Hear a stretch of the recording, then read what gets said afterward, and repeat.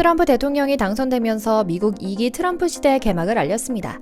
당장 우리나라도 앞으로 어떤 영향을 받을 것인지에 대한 분석 뉴스가 쏟아져 나오고 있는데요. 가장 먼저 나오는 이야기가 바로 한국의 방위 관련한, 즉 군사 문제에 관한 이슈입니다. 특히 트럼프 대통령은 미국 내에서 인기몰이를 위해 한국처럼 돈이 넘쳐나는 나라를 미군이 지켜주는 게 말이 안 된다. 방위비를 더 많이 받아오고 아니면 아예 미군을 철수하겠다라는 연설을 서슴없이 해왔기 때문에 우리 입장에서는 더 많은 관심이 가는 것이 사실인데요. 우선 지금까지는 2026년부터 한국이 낼 주한미군 방위비 분담금에 대한 협정은 체결된 상태입니다.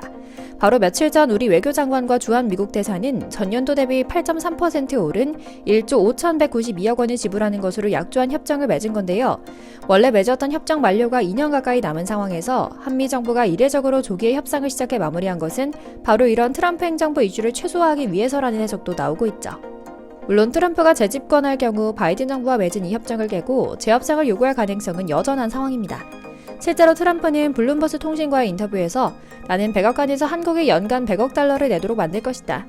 한국인들은 기꺼이 그렇게 할 것이다. 한국은 머니머신이기 때문이다 라고 말하며 앞으로 다가올 폭풍을 예고하기도 했죠. 그런데 이게 참 말도 안 되는 숫자이긴 합니다.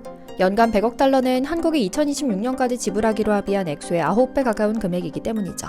상황이 이렇게 되자 미국 네티즌들은 아무리 트럼프라 해도 한국의 방위비를 인상시키고 철수까지 말하며 협박하는 것은 너무하다는 의견을 내놓고 있는데요. 이어 밀리터리 관련 채널에서는 속속들이 주한미군이 빠졌을 때의 동북아 전쟁 시나리오를 구성해 내놓기도 합니다.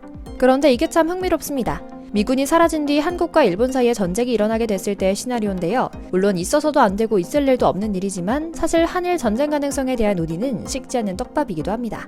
더군다나 한국과 미국 사이의 핵 개발에 대한 새로운 합의가 곧 이뤄질 것이란 뉴스에 더해 지난 국군의 날 선보인 사실상의 핵무기인 현무5가 등장한 것이 더해지니 전 세계 밀리터리 마니아들이 이런 시나리오를 쓰면서 여러 상황을 살피고 있는 것 같죠. 오늘은 만약이라고 가정을 한 상태에서 현재 시점 한국과 일본 두 나라의 군사력을 비교하며 인터넷에서 인기몰이하고 있는 동북아시아 전쟁 시나리오를 살펴보겠습니다. 중국과의 시나리오는 북한도 끼어들고 자연스레 미군의 자동 참전 이슈가 있기 때문에 다음에 다시 자세히 다뤄드릴게요. 먼저 잠시 저희 광화문브리핑 채널 구독 설정도 부탁드리고요. 1995년 김영삼 전 대통령은 장점인 당시 중국 주석과의 정상회담 자리에서 일본의 버르장머리를 고쳐놓겠다는 발언을 해서 큰 이슈가 된 적이 있었죠. 얼마 지나지 않아 육군, 해군, 공군 참모총장이 모여있는 자리에서 지금 당장 일본과 싸워 이길 수 있다고 믿는 사람은 손을 들어보라 라고도 했다는데요. 그때 유일하게 육군 참모총장이 손을 들었다는 일화가 아직도 전해지기도 하죠. 이처럼 30년 전만 해도 육군을 제외한 해군과 공군은 참모총장마저 고개를 들지 못할 정도로 약세였다는 이야기인데요. 오늘날은 어떨까요? 비교할 필요도 없을 정도죠. 예나 지금이나 압도적인 한국의 승리입니다. 자주포 보유량 전세계 2위 3040대, 장갑 전투 차량 14100대 4위, 전차 2600대 12위 등을 자랑합니다. 반대로 일본은 자주포 26위, 장갑 전투 차량 21위, 전차 세계 23위죠. 아무래도 일본이 섬나라이기 때문에 해상자위대 쪽 투사를 많이 하기 때문인데요. 일본의 육상자위대는 대공, 대전차, 상륙 저지와 같은 방어 쪽으로 특화되어 있습니다. 즉 해상을 통해 상륙한 타국과 군사를 저지하는 전술을 구상하고 있는 것이죠. 하지만 전차의 스펙만 놓고 봐도 일본의 방어력은 좀 걱정이 될 정도입니다. 일본이 현재 사용하고 있는 IM-33은 한국의 K2 전차를 격파는커녕 데미지를 주기도 어려운 데다 한국이 사용하는 전차탄은 일본의 전차를 전면 격파하는 것이 가능하기 때문입니다. 이렇다 보니 전체적인 육군 전력으로 보면 역시 한국이 훨씬 우위입니다. 자주포도 명품 자주포 K9의 주축으로 막강한 화력을 자랑하죠. 뿐만 아닙니다. 앞서 말씀드린 대로 주한미군이 최소화되는 대가로 우리나라가 핵을 갖게 된다면 주한미군 못지않은 핵 억제력을 갖게 됩니다. 핵무기를 사용하지 않고도 일본의 한반도 상륙 시도 자체를 원천 차단할 수 있고 유사시에는 무기로 사용할 수도 있는 상황이죠. 육군은 더 이상 이야기할 필요도 없다고 합니다.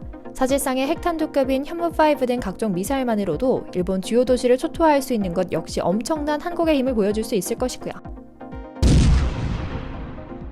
섬나라 일본이 무엇보다 자신 있어 하는 부분인데요. 한국은 헬리콥터 항모 1척, 구축함 12척, 프리게트함 14척, 잠수함 22척입니다. 일본은 헬리콥터 항모 4척, 구축함 37척, 프리게트함 0척, 잠수함 20척을 보유하고 있습니다. 아시아 해군력 1위라고 불리는 일본의 해군력을 살펴보니 놀랄 정도로 큰 차이가 없는데요. 물론 헬리콥터 항모와 구축함에서는 한국보다 한참 앞서긴 합니다만 1990년대와 비교했을 때 한국의 비약적인 속도로 일본을 따라잡은 것이 느껴질 정도입니다. 거기에 한 가지 더 주목할 사항이 있습니다. 기술력과 승조원들의 기량입니다. 민폐 훈련에서 개망신을 당했던 일본의 사례는 유튜브만 찾아봐도 두고두고 회자되고 있는데요. 이런 것만 봐도 일본이 과연 제대로 전술을 펼칠 수 있을까 걱정이 될 정도입니다. 또한 한국 해군은 최근 전략 강화에 박차를 가하고 있는 모습입니다. 독도함 이후 오랜만에 제2의 대형 수송함 마라도함을 취역한 우리 해군은 내년에 차세대 해상 초계기까지 P8A 6대까지 추가로 도입할 계획을 세웠는데요. 해상 초계기에 장거리 대함 미사일을 탑재하면 바다의 불법 침입자에게는 그야말로 사신과 다름없습니다. 미사일을 발사하는 순간 시속 1000km 속도로 비행해 19분 후면 목표에 도달하기 때문이죠. 상공에서 미사일을 발사해도 구축함과 잠수함에서는 탐지할 수가 없습니다. 그 위력으로 따지면 7,500톤급 대형 구축함도 두 동강 낼 수 있을 정도라고 하는데요. 앞으로 우리 해군력 강화가 무엇보다 기대되는 이유죠. 실제로 전 세계를 석권하는 조선 사업을 바탕으로 우리 해군도 꾸준히 투자하고 있다니 오늘보단 내일이, 내일보단 모레가 더 기대되는 지점이고요. 마지막으로 공군입니다. 한국은 전투기 402대로 전세계 6위, 공격기 74대로 12위, 특수임무항공기 30대, 헬리콥터 846대로 5위를 자랑합니다.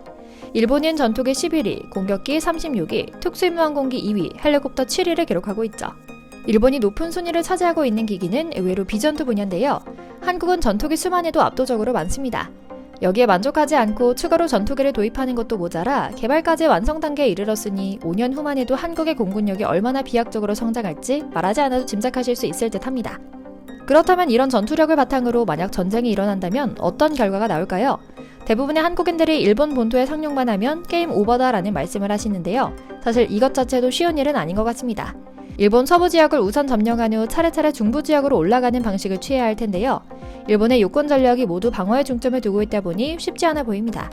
생각을 전환해서 한국이 가장 강점을 갖고 있는 분야로 공략해보면 어떨까 싶은데요. 이를테면 미사일 공격을 시작으로 하는 것 말이죠. 작전명 충무라는 책에 나온 시나리오를 예로 들어보겠습니다. 진해와 부산에 크루즈 미사일을 비롯한 다수의 미사일을 집결시켜 해상 자위대와 큐슈 지역 공항 등을 파괴합니다. 둘째, 수송선, 헬기, 어선을 총동원하여 대마도 경비대를 괴멸시키고 스시마 섬에 상륙, 군사 기지화합니다. 셋째, 이후 큐슈 지역에 상륙하고 본토에는 특수부대를 보내 함락한다는 계획인데요. 한국의 미사일 공격력을 생각하면 가장 현실성 있는 전술이 아닐까 싶습니다. 미사일 전술의 핵심인 현무의 위력은 그야말로 괴물이라는 평가를 받고 있습니다. 미사일 전력에 있어 한국은 이미 세계 5위입니다. 미사일 사거리 제한이 풀림과 동시에 중국 전역을 사정권으로 두는 탄도미사일 개발까지 성공했다는 이야기가 나왔을 정도니까요.